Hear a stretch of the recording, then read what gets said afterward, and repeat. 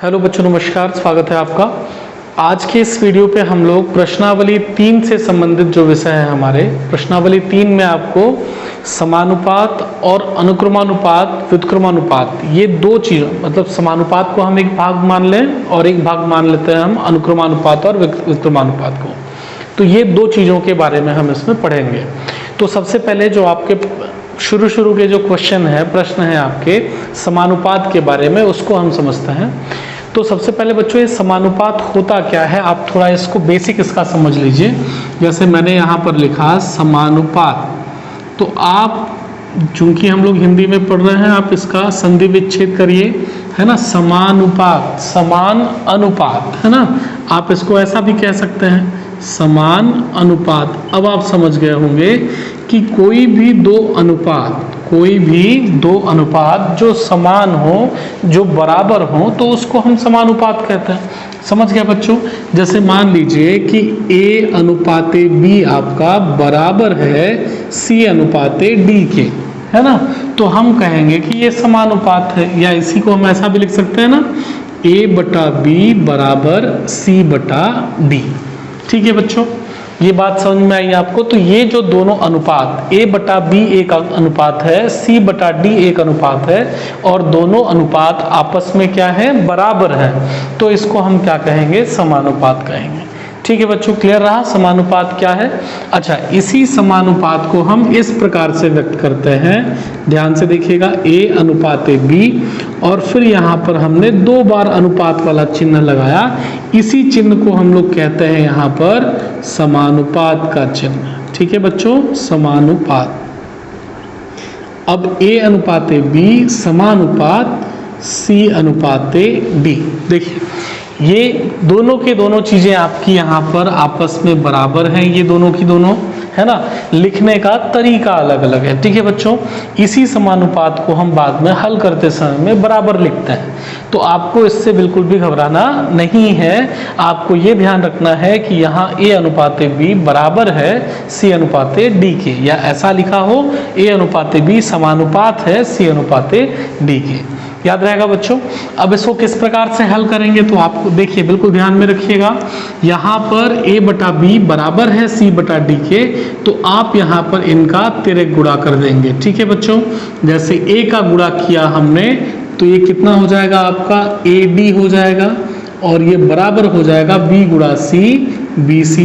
यदि इन चारों में से किसी भी एक पद का मान आपको ज्ञात करना हो, जो समानुपात आपको दिया हुआ हो, तो हम उसमें से ज्ञात कर सकते हैं। जैसे यदि आपको A का मान ज्ञात करना है, तो आपने तिर्यक गुणा कर दिया, और यहाँ से A बराबर जब हम निकालेंगे, D गुणे में है और जाएगा बटे पे आपके, तो BC बटे पे क्या आ गया बच्चों, D। तो इस प्रकार से हम इसको हल कर सकते हैं।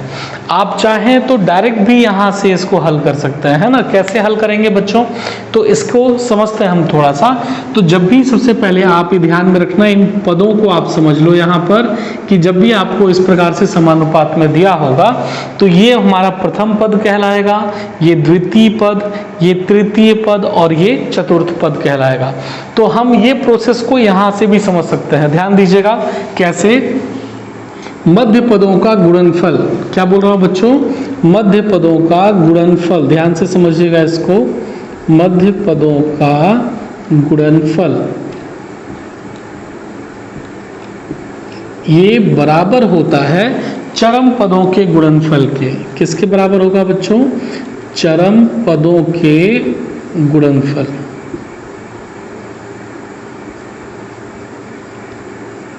ठीक है।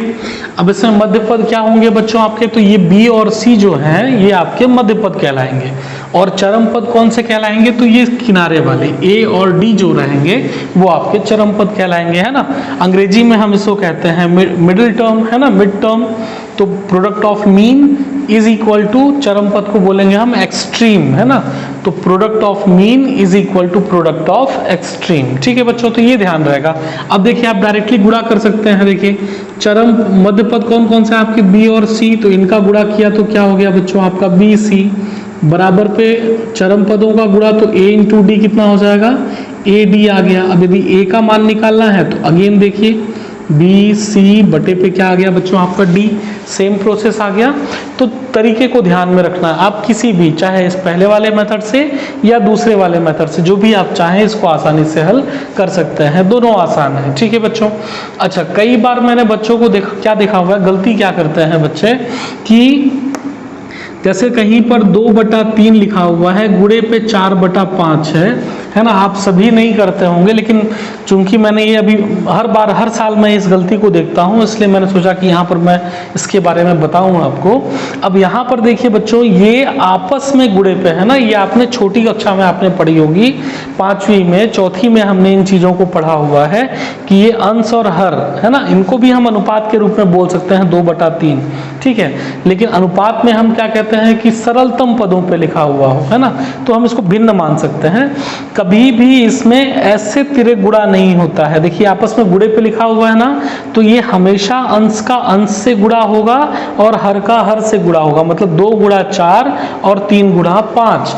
जबकि यहाँ पर देखिए, यहाँ पर उनके बीच में क्या था बच्चों, बराबर था ना, इसलिए हमने उसका तिर्यक गुणा किया है। तो ये आपको ध्यान रखना, जब भी बीच में ऐसे अनुपात में या भिन्न की संख्याओं में बराबर रहेगा बीच में, तब आप तिर्यक गुणा कर सकते हैं। यदि ऐसे कोई संख्याएं हैं तो आपको जो भी ऑपरेशन होगा, जो भी संक्रिया होगी वो लगानी पड़ेगी। गुणा है तो गुणा करना पड़ेगा, भाग है तो भाग करना पड़ेगा, लेकिन जब भी बराबर रहेगा तभी आप तिर्यक गुणा करेंगे। तो ये बात आप बिल्कुल ध्यान में रखिएगा बच्चों। अच्छा, तो यहाँ पर हमने चारों पदों के बारे में समझ गए हम कि प्रथम पद ए है, द्वितीय पद बी, तृतीय पद सी और चतुर्थ पद डी। ठीक है बच्चों, तो ये आपका समानुपात हो गया। इसके अलावा कुछ और अलग प्रकार के प्रश्न आते हैं इसमें, तो ये हम एक वर्ड और यूज करते हैं, इसको अपन बोलते हैं बच्चों सतत अनुपात, है ना। क्या कहेंगे, सतत अनुपात। सतत मतलब क्या होता है बच्चों, जो कंटिन्यूअस, जो लगातार चलता रहे, है ना। जैसे हम बोले कि ए अनुपाते बी अनुपाते सी, है ना, या अनुपाते डी, ऐसा करके ये बढ़ता जाए। देखिए अनुपात ये लगातार बढ़ता जा रहा है, खत्म नहीं हो रहा है ना, तो इसको हम बोलेंगे सतत अनुपात, या अंग्रेजी में हम इसको कहते हैं कंटिन्यूड प्रोपोर्शन। क्या बोलेंगे बच्चों, कंटिन्यूड प्रोपोर्शन। ठीक है, तो ये आपको ध्यान में रखना है। अच्छा, इनको कैसे हम हल करेंगे, तो यहाँ हम सिर्फ 3 संख्याओं को लेते हैं जो अभी आपके सिलेबस पे है। जैसे a अनुपाते b अनुपाते c ऐसा दिया हुआ है, तो आप देख रहे हैं कि यहाँ पर आपको 3 पद दिए हुए हैं, है ना। और जब भी अनुपात में आपको इस प्रकार से हल करना हो तो हमको कम से कम 4 पद चाहिए। तो कैसे हल करेंगे बच्चों इसको, तो इसके लिए हम क्या करेंगे बच्चों, जैसे देखिए ये प्रथम पद, ये मध्य पद, ये तृतीय पद, या हम कहें द्वितीय पद, इसको बी को बोल सकते हैं। तो जब भी आपको ऐसा सतत में अनुपात में मिलेगा तो आप क्या करेंगे बच्चों कि वहाँ जो मध्य पद हमारा रहेगा या द्वितीय पद रहेगा, इसको आप 2 बार लिख लेंगे। कैसे, तो हमने लिखा a अनुपाते b और फिर समानुपाते लिख करके एक बार हमने और b लिखा, ठीक है, और फिर अनुपाते c। ठीक है बच्चों, ध्यान रहेगा, ये जो मध्य वाला पद रहेगा उसको आपको 2 बार लिखना है। कभी भी ऐसे आपको 3 पद में समानुपात सतत अनुपात आपको दिया होगा तो। ठीक है, अब ये आसान हो गया, अब हम आसानी से इसको हल कर सकते हैं। जैसे हम, यदि मैं नीचे वाला गुणा करता हूँ, नीचे वाला तरीका लगाता हूँ, तो मध्य पदों का गुणनफल, तो मध्य पद कौन से हुए, b गुणा b, तो बराबर क्या हो जाएगा, b² बराबर चरम पदों का गुणनफल, तो चरम पद कौन से हैं, a और c, तो गुणा में आ गया आपका AC। तो इस प्रकार से बच्चों इसको हम लोग हल कर सकते हैं। ठीक है, इसमें कोई दिक्कत आपको, मेरे ख्याल से आप इसमें समझ गए होंगे। तो आइए इससे संबंधित कुछ प्रश्नों को हम लोग इसमें हल करते हैं। तो प्रश्नावली 3 बच्चों हम स्टार्ट करते हैं आपके प्रश्न क्रमांक 2 से। प्रश्न क्रमांक 1 जो है आपका वो अनुक्रमानुपात व्युत्क्रमानुपात वाले प्रश्न हैं, तो उनको हम बाद में देखेंगे नेक्स्ट वीडियो पे। हम लोग अभी ये साधारण से प्रश्न करते हैं। तो लिखा है देखिए प्रश्न में कि यदि 14 अनुपाते 35 समानुपाते 16 अनुपाते x हो तो x का मान पता करें, ज्ञात करें। तो प्रश्न मैं एक बार लिख लेता हूँ यहाँ पर। तो ये है आपका बच्चों प्रश्न क्रमांक 2, है ना, प्रश्न 2, इसको हम हल करने वाले हैं। लिखा है 14 अनुपाते 35, तो बहुत ध्यान से देखिएगा बच्चों, 14 अनुपाते 35 और फिर समानुपाते लिखा है 16:x, 16:x ये लिखा हुआ है प्रश्न। ठीक है, अब हमको ज्ञात करना है इसमें x का मान, जो चर राशि है हमारी x का मान हमको ज्ञात करना है। तो सेम बच्चों जैसा हमने अभी देखा वहां पर, या तो आप इसको बटे पे लिख करके तिरक गुणा कर सकते हैं। दोनों प्रोसेस हम एक एक बार समझ लेते हैं ताकि आपको आसानी रहेगी, है ना। आपको जो बेहतर लगे आप उस प्रोसेस पे चल सकते हैं। तो हम इसी को क्या लिख सकते हैं बच्चों, पहला हमारा प्रोसेस देखिए 14:35, तो हमने लिखा यहाँ पर 14/35। ठीक है, बराबर पे, है ना, समानुपात को हम बराबर लिख लेते हैं, और 16:x मतलब ये हो गया 16/x। ठीक है बच्चों, यहाँ पर अब आप तिरक गुणा कर दीजिए। तो क्या हो जाएगा, तिरक गुणा करेंगे तो ध्यान से देखिएगा, 14 का गुणा x के साथ में, है ना, ऐसा, और 35 का गुणा 16 के साथ में। तो हमने लिखा यहाँ पर 14 गुणा x बराबर 35 गुणा 16। ठीक है, अब यहाँ बच्चों गुणा करने की जरूरत नहीं, क्योंकि यहाँ पर एक देखिए संख्या ये हमको पता है कि x के साथ में गुणे पे है, इधर भाग में जाएगी, तो कुछ कटने होंगे तो वो कट जाएंगे, हमको अलग से गुणा करके उसको और ज़्यादा जटिल बनाने की जरूरत नहीं है। ठीक है बच्चों, तो चलिए हम यहाँ से x का मान हमको निकालना है, हम x बराबर लिखते हैं। तो यहाँ क्या है आपके पास में 35, और गुणे पे आ गया बच्चों आपका 16, और 14 गुणे पे है, कहाँ जाएगा आपका, बटे पे, ये आ गया। अब इसको ऊपर नीचे हम कट कर सकते हैं, 7 से जाएगा, 7 दूना 14, और ये गया 7 बना 35, और ये 2 1 कम 2 और 2 8 16। कोई दिक्कत बच्चों इस पे? तो क्या बच गया आपके पास में, जरा देखिए, हम लोग लिखते हैं यहाँ पर x बराबर 5, नीचे तो 1 बचा है, ऊपर पे 5 गुणा 8, तो 5 8 कितना आ गया बच्चों आपका 40। तो ये हो गया आपका x का मान, है ना। तो इस तरीके से हम इस प्रकार से भी इसको हल कर सकते हैं। या फिर सेकंड मेथड, मैंने क्या बोला था बच्चों, आपको याद होगा, अभी हम देख रहे थे, हमने बोला था कि जब भी ऐसा समानुपात में दिया हुआ हो तो हम डायरेक्ट फॉर्मूला लगा सकते हैं। क्या लगाएंगे कि मध्य पदों का गुणनफल बराबर चरम पदों का गुणनफल। तो मध्य पद कौन कौन से हैं बच्चों आपके यहाँ पर देखिए, 35 और 16, है ना। तो हमने यहाँ गुणा कर दिया मध्य पदों का, या मैं लिख दूं क्या बच्चों एक बार, मध्य पदों का गुणनफल, पदों का गुणनफल बराबर चरम पदों का गुणनफल। ठीक है बच्चों, तो मध्य पद कौन कौन से हैं, 35 और 16, तो गुणा करिए यहाँ पर 35 गुणा 16 बराबर पे क्या हो जाएगा, चरम पद कौन कौन से हो गए बच्चों आपके, 14 और x। ठीक है, तो चरम पदों का गुणनफल 14 गुणा x। ठीक है, देखिए अब ये डायरेक्ट हमारा ये वाला प्रोसेस आ गया ना, ये सेकंड लाइन आ गया, हमको ये लाइन करने की जरूरत ही नहीं पड़ी, है ना। तो आपको बस इस प्रोसेस को ध्यान में रखना है। अब आप x का मान यहाँ से निकाल लीजिए, तो 14 गुणे में है, बटे पे जाएगा, तो 35 गुणा 16 और बटे पे आ गया आपका 14। अब सेम प्रोसेस आप उसको वहाँ से हल कर सकते हैं, x का मान आपको यहाँ पर भी वही सेम 40 मिलेगा। ठीक है बच्चों, कोई दिक्कत इसमें? चलिए नोट डाउन करें इसको। तीसरा प्रश्न है बच्चों, 2xy, x square, y square का चतुर्थानुपाती ज्ञात करें, पता करें, है ना। प्रश्न मैं लिख लेता हूँ यहाँ पर, प्रश्न है आपका प्रश्न क्रमांक 3। तो 2xy, x स्क्वायर और y स्क्वायर, ये आपको दे रखा हुआ है ना। इसका चतुर्थानुपात ज्ञात करना है। तो इसका मतलब ये हुआ कि ये सीधी सीधी बात है, ये किसमें है, आपके अनुपात में है, और 3 पद आपको दे रखे हुए हैं, पहला, दूसरा, तीसरा, है ना, और इसका चौथा पद हमको ज्ञात करना है।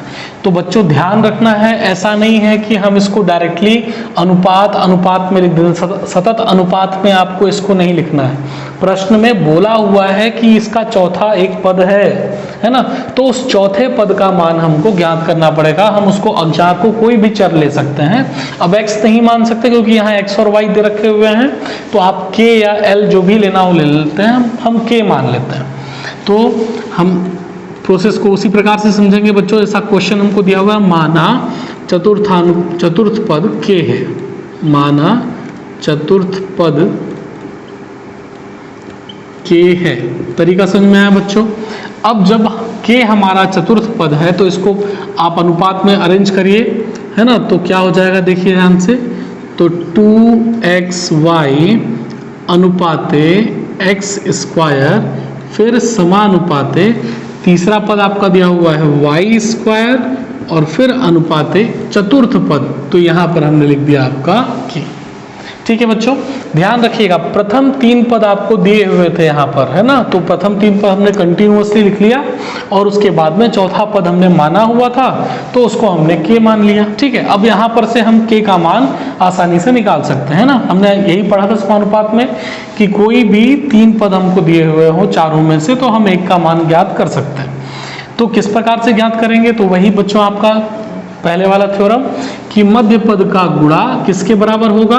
चरम पदों के गुणे के बराबर हो। तो मध्य पद अभी हम डायरेक्ट कर लेते हैं ना बच्चों, बार बार हमको अब फॉर्मूला लिखने की जरूरत नहीं है। आप फॉर्मूला लेकिन आप जब प्रश्न को हल करेंगे तब फॉर्मूला आप लिख सकते हैं वहां पर। तो मध्य पद कौन कौन से हो जाएंगे बच्चों आपके? एक्स स्क्वायर और वाई स्क्वायर। तो मध्य पद का गुणा तो एक्स स्क्वायर गुणा वाई स्क्वायर और बराबर चरम पदों का गुणा। तो चरम पद कौन कौन से बच्चों आपका? 2xy और k। तो यहाँ हमने लिखा 2xy गुणे पे k। ठीक है, अब आप यहाँ से k का मान निकाल सकते हैं। तो जब k का मान निकालेंगे देखिए बच्चों, तो 2xy गुणे पे है, इधर जाएगा तो बटे पे आएगा, तो ले आइए बटे पे। तो एक्स स्क्वायर गुणा वाई स्क्वायर और बटे पे 2xy। कोई दिक्कत बच्चों इस पे? चलिए, अब जो ऊपर नीचे कट रहे हैं कट कर दीजिए। देखिए एक y से एक y मर गया, एक x से एक x मर गया, क्या बच गया बच्चों आपके पास में? तो बच गया आपके पास में x गुणा y। गुणे को हम डायरेक्ट ऐसा भी लिख सकते हैं ना, xy यदि आप लिख रहे हैं इसका मतलब ये आपस में गुणे पे ही है। तो xy और बटे में क्या बच गया आपका बच्चों? 2, या फिर आप ऐसा भी लिख सकते हैं हाफ xy। ठीक है बच्चों, तो इस तरीके से आपका यहाँ पर चतुर्थानुपात आपको या चतुर्थ पद जो है आपको हाफ xy या xy बटा 2 आपको मिल गया। ठीक है, नोट डाउन करें इसको। प्रश्न क्रमांक 4 देखिए बच्चों क्या लिखा हुआ है कि संख्याएं 10, 18, 22 और 38 में क्या जोड़ा जाए कि संख्याएं समानुपाती हो जाए, है ना। इन चारों संख्याओं में हम कुछ न कुछ ऐसी संख्या जोड़नी पड़ेगी हमको जिसके बाद ये समानुपात में आ जाते हैं ना। तो 10, 18, 22, 38।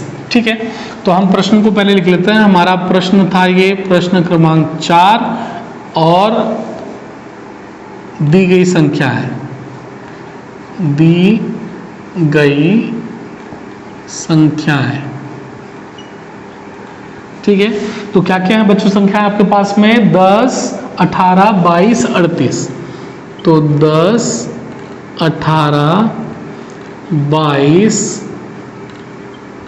38 है ना, ये 4 संख्याएं हैं। अब इनमें हमको कुछ ऐसी संख्या जोड़नी है जिससे जोड़ने के बाद ये चारों संख्याएं हमारी समानुपात में आ जाती हैं। तब आगे कहता है कि वे संख्याएं, ये संख्याएं समानुपाती हो जाए, है ना। तो वो संख्याएं ज्ञात करनी है, क्या जोड़ा जाए कि ये समानुपाती हो जाए। ठीक है बच्चों, प्रश्न क्लियर है कि इन चारों संख्याओं में क्या जोड़ा जाए कि ये समानुपाती हो जाए। ठीक है, तो भाई मान लेते हैं कि हम इसमें सभी चारों संख्याओं में एक चर राशि कोई भी ले लेते हैं, k मान लेते हैं, या x लेना चाहें तो आप x ले सकते हो कि k जोड़ते हैं। k सभी संख्याओं में यदि हम जोड़ दें तो जोड़ने के बाद ये संख्याएं किस में आ जाएंगी बच्चों? आपकी समानुपात में आ जाएंगी। तो चलिए यहां लिखते हैं, माना k जोड़ने पर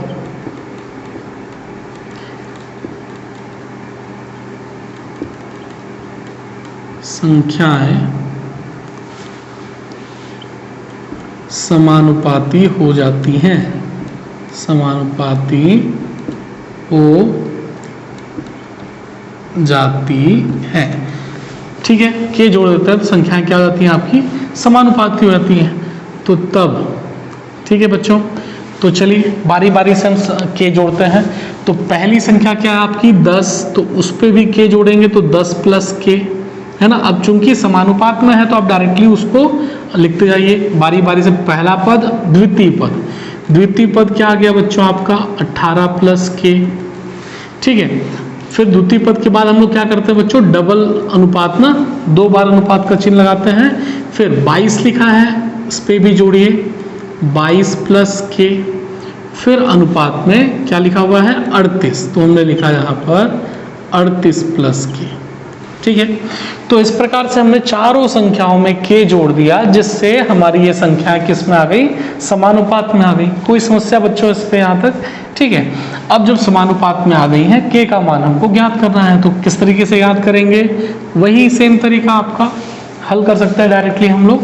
तो चलिए हल करते हैं। किस प्रकार से हल करेंगे, मध्य पदों का गुणनफल। तो मध्य पद क्या क्या है आपके यहाँ पर 18 प्लस के गुणे पे 22 प्लस के, है ना। मध्य पदों का गुणनफल बराबर होगा आपके चरम पदों के गुणनफल के। तो चरम पद कौन कौन से हो गए, 10 प्लस के और गुणे पे 38 प्लस के, आगे चरम पद आपके। अब गुणा कर दीजिए आप इनको बारी बारी से। तो चलिए 18, ये इसका 18 गुणा इन दोनों से, फिर के का गुणा इन दोनों से ना। तो 18 दुना 36 का 6, 3 आया, 18 दुना 36 और 3 39, तो 396 यहाँ हो गया के से। तो 18 प्लस 18 गुणा के 18 के, फिर यहाँ गुणा करिए के से, तो 22 के प्लस के गुणा के, तो के स्क्वायर आ गया, ठीक है बच्चों। जिस प्रकार से हम लोग गुणा करते हैं दो ऐसे संख्याओं को, दो ऐसे बहुपदों को, वैसा ही हम गुणा कर रहे हैं यहाँ पर, है ना। तो बराबर यहाँ भी गुणा करिए 10 का इन दोनों से, फिर के का इन दोनों से। तो 10 का जब गुणा करेंगे तो 380 आ जाएगा। फिर के से गुणा किया तो प्लस में 10 के। अब के का गुणा इससे किया तो 38 के। चिन्ह का ध्यान रखना है ना, यहाँ तो दिक्कत नहीं है, प्लस माइनस नहीं है यहाँ पर। तो फिर के से गुणा किया तो के स्क्वायर, ठीक है। कोई समस्या बच्चों इसमें। तो अब देखिए प्लस में के स्क्वायर यहाँ भी है, यहाँ भी है, इधर जाएगा तो माइनस में चला जाएगा, तो वैसे ही कट जाएगा, है ना। तो के स्क्वायर से के स्क्वायर मर गया।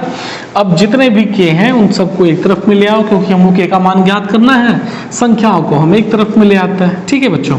तो चलिए पहले या फिर हम एक बार जोड़ लेते हैं। 396 यहाँ पर है ना, प्लस पे 18 के प्लस 22 के, तो कितना हो जाएगा, तो 22 8 30 और 30 10 40, तो 40 के बराबर इधर देखिए 380 है ना, और प्लस 10 प्लस 38 कितना हो जाएगा आपका 48 के।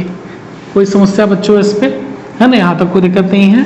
अब के को इधर ले आते हैं हम लोग, चूंकि ये बड़ा भी है ना, तो इसलिए इसी को इधर लेके आते हैं। तो यहाँ बच जाएगा आपका 396 और 380 इधर आया तो माइनस में चला गया 380, बराबर पे क्या बचा बच्चों आपके पास में 48 के, और ये 40 उधर गया तो माइनस में चला गया 40 के, ठीक है। यहाँ तक बच्चों चलिए हल कर लीजिए। तो 396 में से 380 गया तो क्या बचेगा आपके पास में 16, और बराबर पे 48 में से 40 गया तो ये बचा 8 के। और जब आप यहाँ से के का मान निकालेंगे, 8 इधर गया बटे पे, 8 दूना 16, है ना। तो के बराबर कितना आ गया आपका 2, है ना बच्चों। तो यही तो हमको निकालनी थी संख्या, क्या जोड़ें कि हमारा जो संख्याएं हैं वो समानुपात में हो जाए। तो हमने क्या लिखा था, माना के जोड़ने पर हमारी संख्या समानुपातिक हो जाती है। तो के का मान क्या आ गया बच्चों आपका 2 आ गया। अतः इन सभी संख्याओं में 2 2 जोड़ देंगे तो ये हमारी संख्याएं कैसी हो जाएंगी, समानुपात में हो जाएंगी, ठीक है बच्चों। नोट डाउन करिए इसको।